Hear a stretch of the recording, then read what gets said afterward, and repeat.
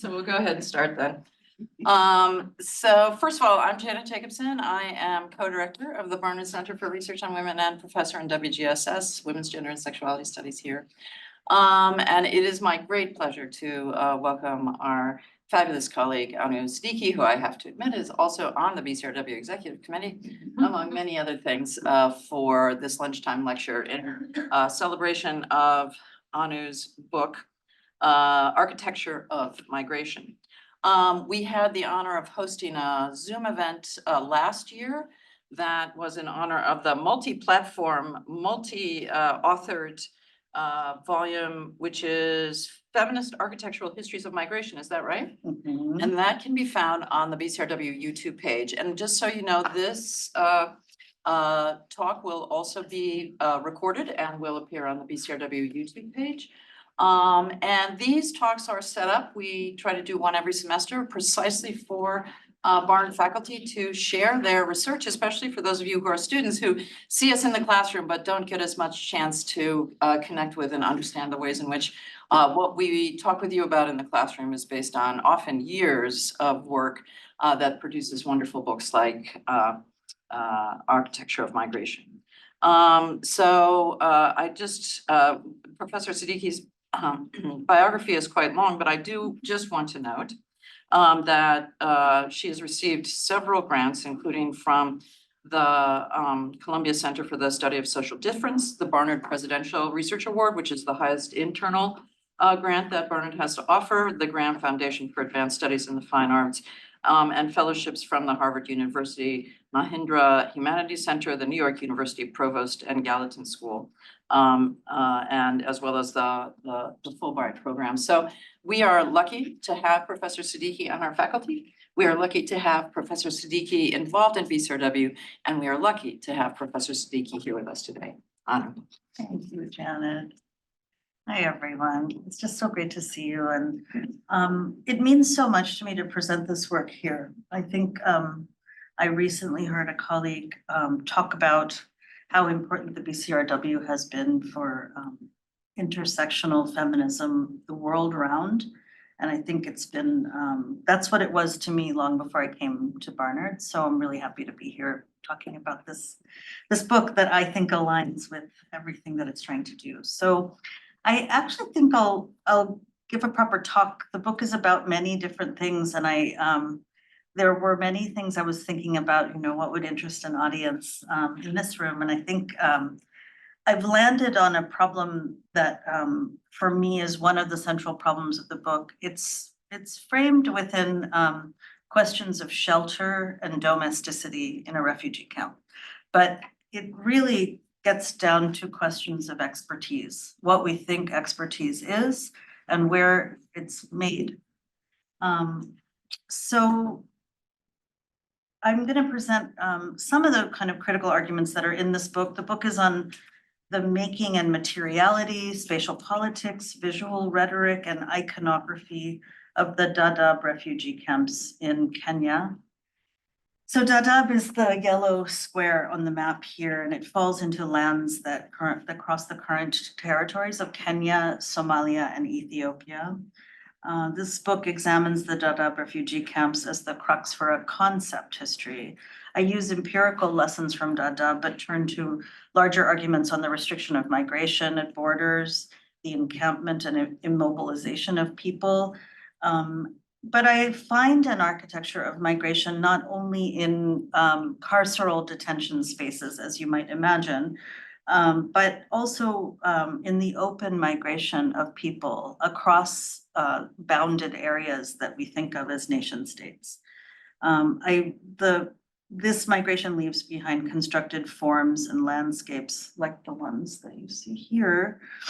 And as the chapter structure for this book shows, I begin the book by asking what I think is a seemingly simple question of what we learn when we look closely at a refugee camp. I argue that although generic understandings of the camp cast it as a space of abjection, instead it opens profound epistemic questions of architecture and history. I argue that camps are not a teleological end in themselves. They represent the architectural afterlife of partitions, what historian Walter Rodney calls underdevelopment. I see those partitions as partitions of territory and of the self. I also argue that camps belie a history of sedentarization of migrant, nomadic, and pastoralist people. They effect this paradox that is one of the main meditations of the book, a paradox of humanitarian settlement. We think of humanitarian spaces as urgent temporary spaces, and the book really explores the ways that they actually sedentarize people who might otherwise be able to migrate. The third chapter really argues that although we tend to categorize camps through the significant architectural terms of shelter, shelter in emergency masks underlying radical practices of domesticity. And it's that question of shelter and domesticity, and particularly the radical practice of domesticity, that I think I want to talk about today here in the context of BCRW. But just to contextualize it further, the fourth chapter really exposes the archival biases in the way we write histories, particularly histories of architecture and urbanism, which rely on settlement. And I do that by constructing an archive of Dadaab as a kind of urgent historiographical practice. And the final chapter narrates an infrastructure of design and designers of the Dadaab refugee camps and of emergency environments around the world. It sees Dadaab as a really important duty station for many architects and planners, both those who are trained in academies and those who emerge as organic intellectuals, as Gramsci has written. And the book really ends its final, kind of afterword ends on a meditation on poetry and architecture as a call for peace, thinking about peace as the end of justice. So I can talk about all these things later on, but I want to move into this chapter on shelter and domesticity. And I'll start today with, I'll be talking about resistant practices and recalcitrant forms in the architecture of shelters. We're looking, we're very inured, I think, to the visual consumption of camps from a distance. And this photojournalist, Brendan Bannon, in his image of one of the refugee settlements at Dadaab, this is Dagaheli camp, creates an image that produces an abstraction of shelters, even when their materiality is really pronounced and articulated as it is here. Shelter is one of the significant conceptual, material, aesthetic forms in a camp. It's a core theme in architectural history and thought and discourse. It's a modern design for emergency relief. So the history of architecture I'm presenting here narrates how a body of expertise based on self-help arguments, which are an extension of development practices as methods to implement global economic structural adjustments on the ground through these economic impositions upon the dispossessed within the political economies of states. Self-help is what I really want to think about. It's that idea that we'll give you a plot, you build your dwelling. This entered into the shelter designs and built environments, even of refugee camps. So I'm going to break down some of that process here. This is a photo hung in the Museum of Modern Art by the same photojournalist of another one of the camps, IFO 2, which shows that refugee environments are often imagined through generic forms of informality, but that these settlements are really directly conceived and realized through formal design practices by prominent institutions. Beyond this explicit forms that I'll refer to as authorship, because that's what it is. These are received and understood within formal institutional frameworks like art museums. So in line with those frameworks, a narrative that interrogates expertise and authorship serves both as an urgent discursive lens through which to analyze histories of architecture and urbanism, but also a filter that brings the force of that analysis to bear on our understanding of the urgent contemporary environments and architectures of refugee camps. So I want to take this architecture and those frameworks as a sort of feminist question about who our authors actually are. So to help to think on this, I want to introduce the problem from the ground view, and I'm wondering if you can you help me play this video? And this, we don't need the sound, but I think it might be helpful to see this short, it's a short film that I took about 10 years ago. I think you can just play. And this film, we're just driving we're driving through the entire just ask you to bear with the video. It's really a way for you to be able to understand the scale, the materiality, the affect of this environment. And again, in self-help discourses, while the narrative strategy may rely empirically on ethnography or even crediting dispossessed, displaced, and migrant people with technical information, it rarely attributes signature value every element of the constructed environment that we see is mud areas, vegetable fences, storefronts, street corners, these muddy paths, corrugated and sheet metal walls, gates. Each produces a form of and that's economic exchange, and every architectural element has been handmade by people. It reflects some form of experience and replacing it. Declaring research on ground, for example, and I'm just asking to challenge these ground feminist in construction.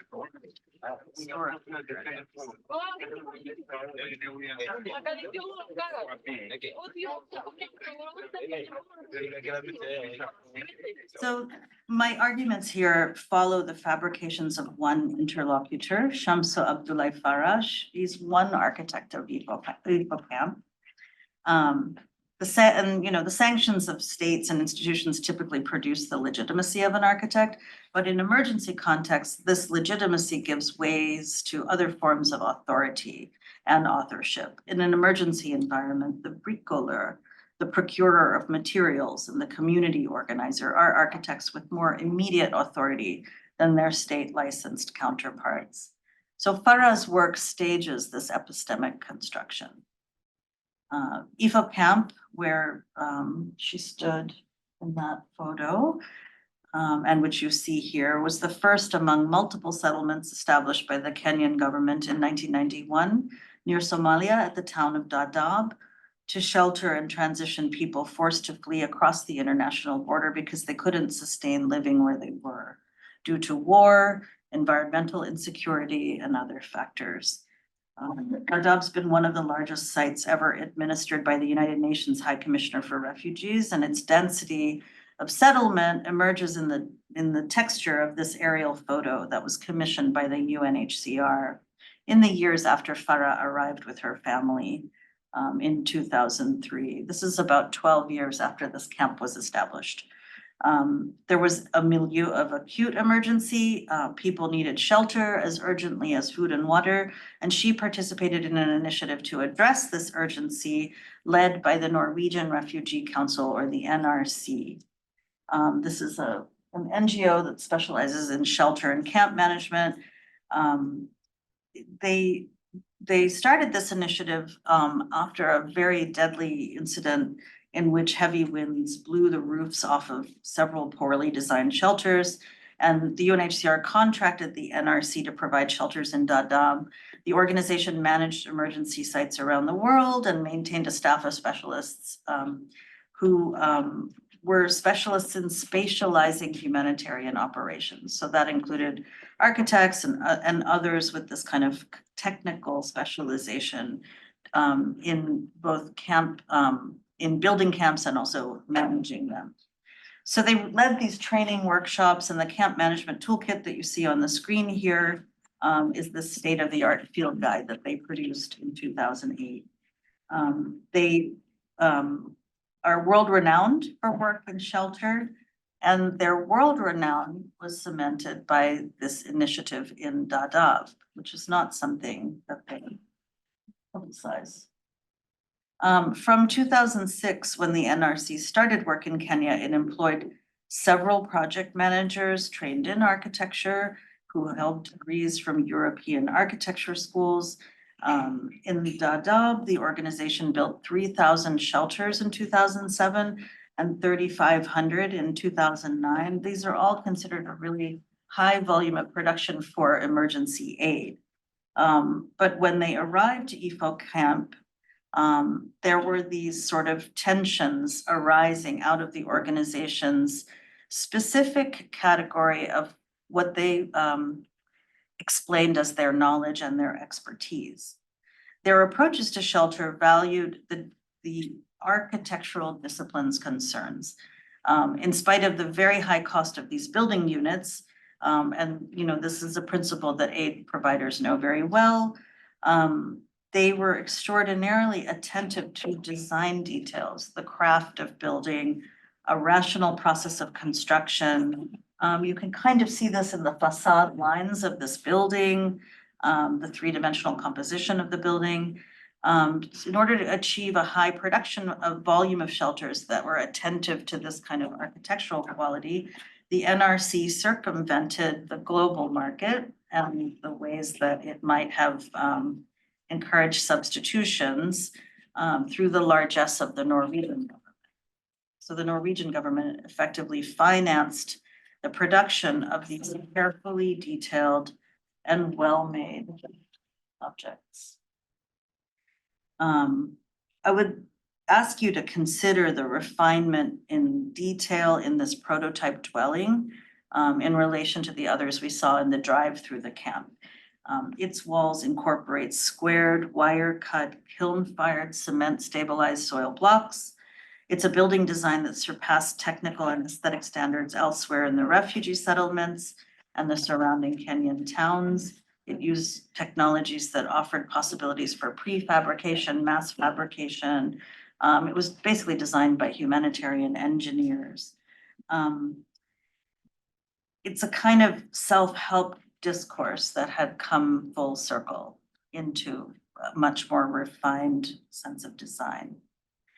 And in spite of a kind of dissatisfaction with previous shelter solutions and very few other options, the refugees in Ifo camp resisted this initiative and vehemently resisted it. They felt like the NRC was offering them aid, but making them work for it. They felt like this would drain family resources. It suspended people in a state of dependency, all the ills that you can imagine.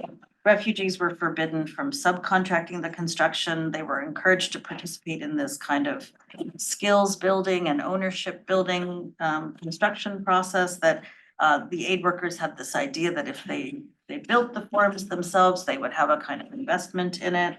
They were discouraged from trading shelter materials, even bricks like these, that could provide higher value as commodities. So it was a kind of awkward tension where they're producing housing quality that surpassed any other in the camps or in the region. This exacerbated all kinds of hostilities with the host community, and also probably produced construction at a grade that far exceeded any family's needs, and yet their own needs were not being met. And on top of it, donors viewed these high unit costs as inappropriately luxurious. And the fundamental issue is that for many refugees, building at this level of permanence reminds them of displacement and reminds the builder also of an investment in a place that no one had intended to be for such a long time. So within all these kind of tensions, the NRC staff members also raised concerns about the local politics, that in which, refugee leaders had the power to direct awards, including construction contracts. They depended upon a share of the aid package for their own income. In other words, they took a cut in a setting where they weren't legally allowed to work. So this shelter construction process strained relations between refugees and the host communities that lived immediately around them, particularly around soil removal, because people were removing soil to make these bricks, and these were typically mothers who were digging into the earth, acquiring the material to make bricks. It's a kind of resource extraction that the NRC was at a loss to constrain because their aid package required it. And aid workers were in the position of demanding that refugees produce architecture to a standard they hadn't been involved in determining, working against their own real interests and also creating conflicts over land use, and also, for that matter, financial real estate speculation in the region. So in this very strange and complex backdrop of kind of geopolitical concerns and local tensions, Farah found a kind of utility in the package, and she was one of the first to actually participate in this initiative that so many of her peers rejected. So in 2007 in Ifo camp, she started the pilot initiative. It was a form of participation negotiated within a space in which residents were not citizens, landowners couldn't actually own property, and the state denied refugees the right to waged compensation to labor. But in this asymmetrical process was something transactional. In return for her participation, Farah was granted materials, trained in design and construction, and this is one of the dwellings that she built. She engaged, this columnar structure that you see on the facade, which supports the roof even in heavy winds, and all of the walls are mud plaster over cement stabilized soil blocks, so it's a durable building. It uses a marginal amount of cement, but radically improves the strength of the building, and the plaster protects the bricks so it doesn't just slough off every time it rains like these older shelters that everyone was living in. And corrugated metal sheet suppliers have proliferated around Dadaab, making it a really ubiquitous material in these camps, and with the primary objective of protecting clay and fabric walls. So she utilized all these resources. And you can kind of, I've elected not to show interiors of people's homes here, really to preserve Farah's family privacy, her family's privacy, but she did execute the project by working from specifications provided by NRC engineers.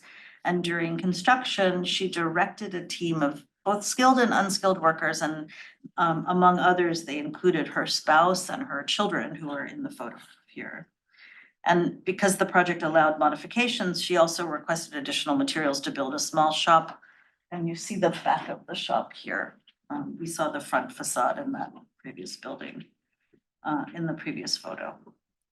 So the shop, as she described in our interviews, enabled her to establish the trading of goods that she acquired from selling portions of her family's ration. And in this way, I'm trying to argue that she built this material interiority and enclosures for her family's private domestic life, as well as the economic networks and architectures that instituted conceptual and relational enclosures in the domestic fabric of Ifo camp at large. She designed and constructed buildings whose architectural form was at once part of the territory of the Kenyan state, the material culture of Somali and other communities of the Kenyan Northeast, the political space of the international order, and the social world of refugees and the stateless. Not to mention inserting latent visual representations of Norway into the picture. So Farah's authored work was a microcosm of the architecture of Ifo camp. Her homemaking, in all senses, was her expertise. And building out this discussion, I really draw on conversations with the CSSD working group Insurgent Domesticities that I worked with for many years. But having said that, her homemaking was not an uncommon form of gendered expertise in Dadaab nor in many humanitarian environments. And just to contextualize it, I want to just put the labor in this emergency environment into the context of an architecture of homemaking that Farah was trained in. And this is a photograph of these tukul dwellings near the location of Farah's plot. The architects of the tukul, which is a mobile house form which is common in East Africa, have always been women. It's a construction process that's tied into coming of age rituals in Somali communities and others in East Africa. Community builder and Somali scholar Rhoda Ibrahim discusses the pragmatic and symbolic role of women in the construction of the dwelling in the pastoral economy. Women are responsible for all aspects of gathering materials, fabricating construction elements, erecting the structure, and their skills that are built upon years of practice. Farah's daughter was building her first tukul on the family plot when I visited. So as bound up as it is with gender identity, the laborious construction of this tukul is also notable. It's an object that's crafted for mobility. It was meant to be able to be put on the backs of camels, moved to different grazing lands. The dome structure is typically constructed and reconstructed with regularity. It's made with these bent branches. They cover it with a harar or a grass mat or other textiles. And in contemporary refugee contexts, these coverings are substituted with foraged elements, plastic sheeting, discarded fabrics. So you'll often see USAID or UNHCR on these contemporary tukuls. But my argument is that the structural design, the craftsmanship, the construction projects a kind of subjugated form of knowledge in these camps. It's an expertise behind the authorship of these objects. Your promised food has arrived, and I'm almost done. So Farah's labor in the NRC shelter initiative in Ifo culminated in these kind of very vivid forms and materialities. But its complexity and depth as a form of knowledge is a little harder to see, and I'm using this visual metaphor of peering at a grid of mass-produced clay bricks through this thorny acacia bush, by way of saying that the final part of this talk is thinking on how to take Farah's situated work as what I would call an architect into global understandings of expertise. Her own built work can be understood as directly inhabiting a tradition of gendered African architectural histories. For example, conversant with studies by Labelle Proussin or Diana Lee Smith that have produced global histories rooted in studies of land and materiality in these post-colonial contexts. But Farah's work was a twinned form. On the one hand of homemaking and emergency, and on the other of humanitarian shelter relief. And that gives it a complexity that sets it into certain other epistemes. By the 1980s, knowledge and academic study related to conditions experienced by refugees consolidated in the institutionalization of the refugee studies field in university initiatives such as the Oxford Refugee Studies Center, which was established in 1982. The Center for Refugee Studies at Moi University, and you see President Moi on the left in an article on there was the graduation speech at Moi University in which he announced the new center, and one of the earliest photos of Ifo campus there on the right, which was taken by an architect working for the UNHCR. There were many other refugee studies centers set up all across Africa in Johannesburg, Kampala, Cairo, and also in other schools, largely architecture schools like MIT and Oxford Polytechnic. I've written about this elsewhere, but from the early 1950s to the 1990s, practitioners of the spatial disciplines entered international agencies concerned with things like human rights, structural adjustment, development, and emergency relief, while the UNHCR and the UN Disaster Relief Office, the UNDRO, sought expertise from architecture and planning. So it was a moment when expertise writ large was being developed and consolidated. In events like this, this event is concurrent with the establishment at Dadaab, where 90,000 people were being sheltered in the early 1990s. At this same time, the UNHCR, this agency specializing in refugee law, appointed the first professional architect on its staff at the Geneva headquarters. And there was a young architect, Sabine Vanning, who worked in that unit, who had undertaken site selection and planning at Dadaab.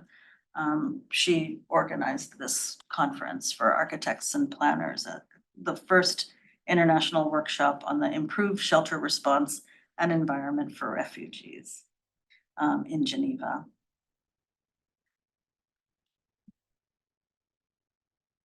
Farah's practice, in partnership with the NRC, shares genealogical connections with this epistemic foundation and institutionalization of humanitarian knowledge, especially, again, these self-help practices animating its discourses from the 1950s to the 1990s, particularly through the work of these two figures who are the authors of these two books, architect Ian Davis and planner Fred Cuny, who worked in disaster relief and management. They ultimately, in their work, emphasized local knowledge, supporting the indigenous laborer, and enabling the dwellers' control of the housing process. But I would say that this emphasis owed a debt to work of many Farahs in the past. And through Farah herself, the premise of refugee participation in building became a standard in Dadaab, even if it is something of a fiction in which Farah herself has lived as neither citizen nor welcome guest. And, the state has denied people the legal ability to seek a better life within its borders. So my aim in setting Farah's work into a genealogy with these figures is not to underscore this bankruptcy, but instead to extend narratives of expertise into an embodied example of how knowledge is constructed and contributes to an epistemic foundation. And, I've especially drawn on architectural history, but I think there are lots of ways to think about this. Farah's work helps us to think critically, on the one hand, on how global expertise is constructed, and on the other, on how knowledge in emergency is developed.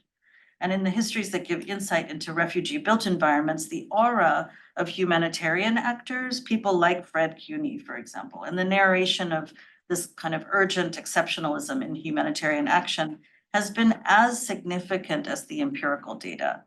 So setting Farah's work into conversation with that of well-known humanitarian figures mitigates the extolling of patriarchal genius in a humanitarian history, which, of course, it's not the only history to canonize male figures, but it also reorients the gaze away from this kind of exceptionalism that is found in proliferating stories of bravery and passion of aid workers, the extreme dangers of emergency, and the salvation to be found in the labor of relief.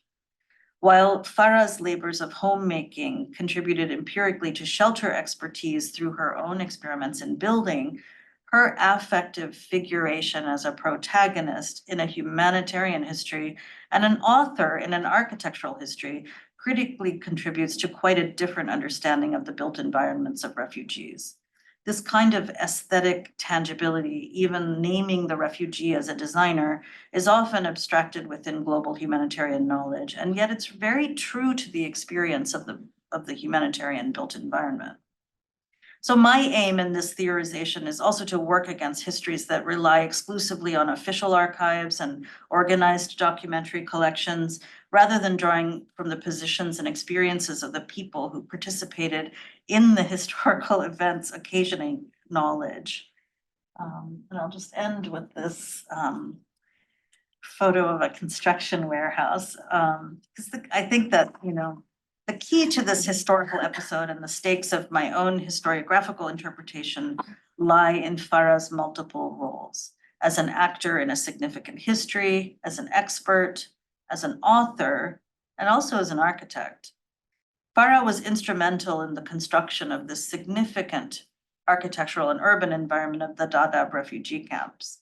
She also provided intellectual and material labor in the first shelter initiative within it by the NRC, which would cement the expertise and the global reputation of this organization in the financially speculative and existentially high-risk field of humanitarian relief. It inaugurated the NRC's shelter programs on a global scale. Farah's work punctuated an important strand in a history of modern design and building, that of the construction of dwellings and settlements by people dispossessed of land and home, occupying an environment and contributing to its self-sustaining. And Farah's central role in this spatial practice situates her as a meaningful protagonist in a global history. Her position and knowledge center her as an embodied, named expert in an emergent humanitarian episteme. So her design ideas, her social habitations, her intellectual contributions to form making place her as an author. The categories of historical actor, expert, and author create the reason to call her an architect. But I'll just end by saying, what are the stakes in naming her as a historically significant figure, an expert, an author, an architect? I mean, after all, the empirical material in this episode might lead toward an argument around anonymous labors behind expertise, or against the patriarchal implications of genius behind authorship. I'll just say that my analysis isn't really tied to either glorification or vilification, and my claim is not around structure and agency. I argue that Farah's work points to a crossroads in which her culturally rooted and historically specific labors intersected with those inherent in the modern figuration of the architect, tied to expertise based in practice-based professionalism and authorship rooted in exceptional innovation. I argue that we have to contend with this crossroads. We can no more comprehend the macro environments of a global humanitarian relief practice or large complexes of refugee settlements without the critical ethnography of the single individual's aesthetic works. Then we can intimate the work of any architect without extrapolating and narrating wider histories and epistemes that it organizes and gives rise to. To gather in our methods and analyses of politics and an ethics, a precision and an artistry, we must negotiate the terrain of these multifaceted thrusts of big data and local artisanry together. For me, an architecture of migration embraces this complexity. Thank you for a truly lovely talk, and we have time for some questions, and then pizza will arrive and we can eat and continue the conversation informally after the talk. I have at least 2 questions myself, but anyone want to get us started or? Yeah. Okay, while you gather your thoughts, I will ask both of mine, Anu, and then you can answer whichever one you want. So one of the things that you highlighted for us was the ways in which this refugee settlement is a moment that intervenes is not quite the right word, but comes into other histories of movement or not movement. And I was interested in, the structure that you showed us that is meant to be movable, and how, I'm sure you have a lot to say about how in the moment of migration, that's not the dwelling that they go with. So I'll start there actually, and then we can come back to another question. Yeah, I mean, it really unlocked something for me to see this dwelling in stasis. Yeah. I think seeing a dwelling like this that doesn't have roots in the ground, that is, clearly, it can very easily be cast off as a provisional dwelling, and it can be thought of as part of the abject architecture of a refugee camp and dismissed out of hand. But then you obviously see through its form, there's something intuitive that we can see that, this is something that's been developed over the ages, that in fact, if something is stable here, it's this. And not all the other, architectures that are imported. So for me, that started to unlock a series of questions to then learn, I mean, as maybe everything, and this is very obvious, but to then learn like the ways in which a dwelling like this is embedded in women's lives became a way to really unpack that, oh, these are vast environments. These are massive, monumental environments that are effectively built entirely by women. The, population of, I don't know that anyone's done a study on this, but the populations of refugee camps are largely women and children, women and unaccompanied minors. So if you think about them as built environments, you start to suddenly see them quite differently. They are almost singularly, uniquely built by women, and women who have actually building traditions as part of their life training, and it changes the terms for all these things. For me, that became an inroad to taking on this radically narrow idea of expertise that we all deal with in all of our fields in different ways. But in architecture, it has been mobilized so expertly, to use a term, by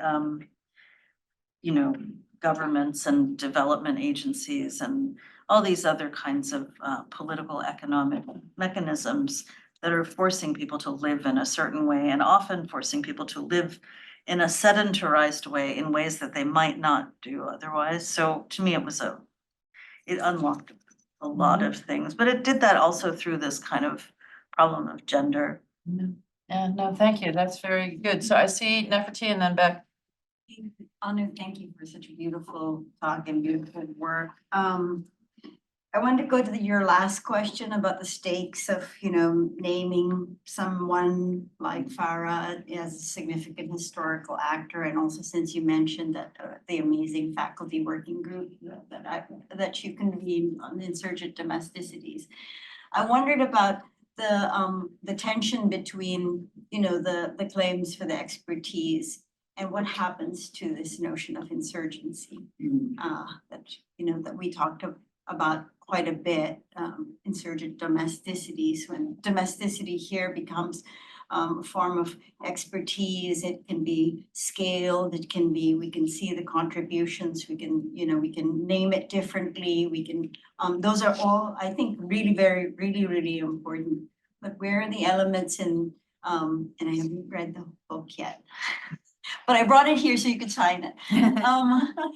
Where are the elements do you see as, what the sedentarization is not just, the physical sedentarization. As we know, refugees come from crisis is also a form of like settling whatever the crisis was that led to refugees in the first place. And I saw a very disturbing exhibit in Amsterdam some years ago where, it was all the innovation of design for refugee camps, which was like, I was just so horrified that, humanitarianism was there to innovate on making refugees at home. So there's a tension between the homemaking, right, and the insurgency. Homemaking as expertise and insurgency as perhaps a disruption of the entire framework of both history and architectural traditions. Yeah, I appreciate that a lot. I think I've struggled with it a lot because you have to also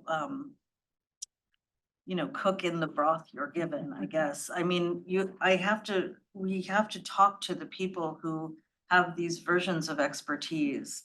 I think that what struck me was that another kind of strange paradox was that I found myself always thinking of Farah as an architect. She's of course not an architect. She's not a she's not a licensed she's not licensed by any state, but I would rather have her build a home for me in that setting than someone who had been trained in design. So I think there were things about that and it wasn't just about a kind of like a how to, like a capability. It wasn't just like knowing how to build. There was an aesthetic sensibility there. And that aesthetic sensibility wasn't just visual. It really was about you know, how will my daughter want to live? Where will I put the animals? I should have a shop here because that can bring in a little, it's an orchestration of time and space that to me is what architects in fact do. That ultimately got me thinking, like, what does it mean to call someone like this an architect or claim that? I know that we have all these positionality issues of what are we doing when we're claiming something for someone else? And people often ask me, is this something that Farah herself wanted? That to me, yeah, those are all fine questions, but they're also not my questions. I really thought, like, what does it mean when we say for a moment, okay, I accept these structures that are telling me what an expert is, but I want to put this other person into those structures for a moment at least, to consider what that would mean.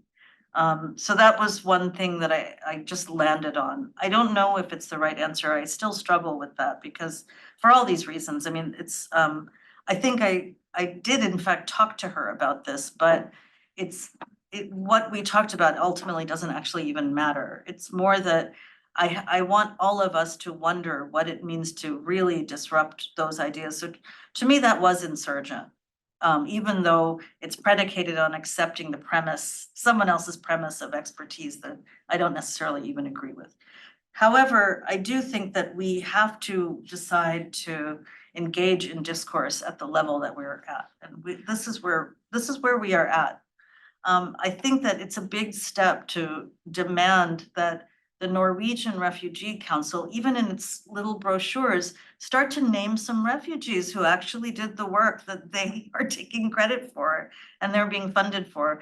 They are a humanitarian organization. They're not like an evil global superpower. So I think, you know, they're not necessarily the enemy, but even at these levels, this is an organization that is very well known as employing many architects on their roster. They're very known in the field for shelter and settlements, camp management, these kinds of spatial technology. I think it's something to say, you know, what if you started naming the people? And even someone like Fred Cuny, who, you know, Fred Cuny very famously is a, you know, refugee advocate his entire career. He started his career during the Biafra War and happened to be at every, you know, exciting event. Like this, he was from Texas and he really is the cliche of a kind of swashbuckling humanitarian dude. He eventually is lost forever in the, as everyone writes, the foothills of Chechnya. He just went missing, helping some refugees, and so he has this very romantic story. But even he is writing about indigenous people and empowering people on the ground, but even he never names a single person. So I think these are things to think about. I mean, how do these stories even come into the world? Like you know, we're all in this apparatus that we're in. I think negotiating that complexity is more interesting than, you know, taking a position around structure or agency or something like that, because they all will be complex. People will find Farah people will have complaints with Farah because she did ultimately have a lot of power. She was a registered refugee in this context. She's not just an asylum seeker. She had position. She had some base capital to be able to even get this shop off the ground. In those contexts, even these little things, they really matter. And then, you know, I think we can also think of them, we can think of it at so many scales, but that's maybe too long an answer to this question, to this wonderful question. But I have to say that I did get a lot of this out of these collaborative discussions around insurgency and domesticity. The maybe last thing I'll say about it though is that we think we're working on shelter, but what we're actually working on is domesticity. This is also what I got out of our many conversations. That if we're thinking about a framework for theorization, you know, shelter might be the kind of empirical work, but domesticity sort of erupts forth from that. And we don't have, it's more nebulous. We don't really know what that is. Beck. Anu, thank you so much. I've been waiting and waiting to hear this talk, and it's worth the wait. I can't wait through the book. This ends up being connected, I think, in a way that I hadn't seen at first. The question I was there were many things that lodged in my head as you spoke, but one of them was the way that the materials from that Norwegian council specifically created tensions with the people, the local people outside of the camp.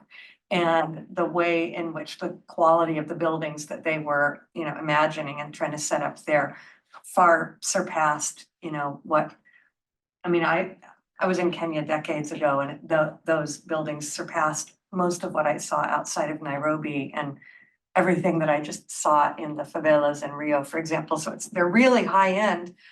And so on one hand, I see this, I can just imagine the people being really excited about creating these. But anyway, I was thinking, how over time can you say more about the struggles between the people, just specifically around the materials, around the exact houses? I know the struggles between people in the camps and the people outside of the camps go way beyond what materials are getting used. But I'm wondering, for example, did the shift in how the homes were getting built affect that conflict at all? How did that, what kinds of implications for those broader relationships? And maybe you could muse a little bit too on how, even though this form of local is not something that the people in the camps wanted and sought, and there was deep ambivalence and sadness probably about attached to the stability of shelters, that at this point in time, many people have been there so long that it begins to bleed into who is local, right? And so I wonder if you could just say more about those relationships. Yeah, thank you for all that. That's, so insightful.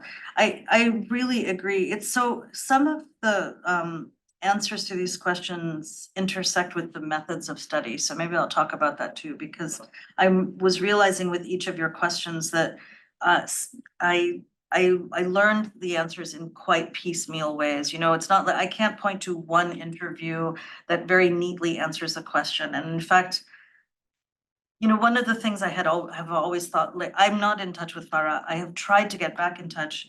I've tried every route possible. I may never talk to her again in my life. So this is a problem for me. I'm not able to show her this book. So, she gave me all the permissions I technically need, but for me, that's not quite the way, expertise and permissions should work. But I think that a question I've always had that I never thought to ask her live when we were talking is, what did you learn from building this? Like, was it it must have been intellectually challenging and satisfying to her. I stupidly didn't think to ask that question, but I did ask it of others around her. So there was another person who I've worked very closely with over the years, who I met him because he was a community organizer for the NRC. And he told me, he is the one who really spoke to this question of like, what does it mean to build something that's of a higher quality than anything around? Because for him, he really spoke to for someone he came to Dadaab when he was 5 years old. He lived there his whole life. To spend 20 years in a refugee camp, and this is before the really cell phones and things were available for people to be connected. He has really lived out of time in a certain way. And he talks about this experience with such richness and what he learned, I can imagine it must have been, for individuals engaged in the project, it must have been an explosion of an experience, because they gained something personal. So of course, that's just one person, that's very subjective. Another story I heard, and it's the first story I heard when I came to Dadaab via a chartered airplane, a WFP flight, and we stepped onto the tarmac and we were immediately greeted by the head of the UNHCR sub office, and he told us the story, and it was my very first encounter, so I had no way to understand it, and I've only understood it much later. But he told us the story about how this newly elected member of parliament had a brother or a cousin who was a contractor in Dadaab and had given him all these construction contracts. And I perked up a little, because I was like, why are we talking about construction contracts? We're here in this emergency environment. and I've understood much later what that really means in terms of all this stuff, that of course there are tensions.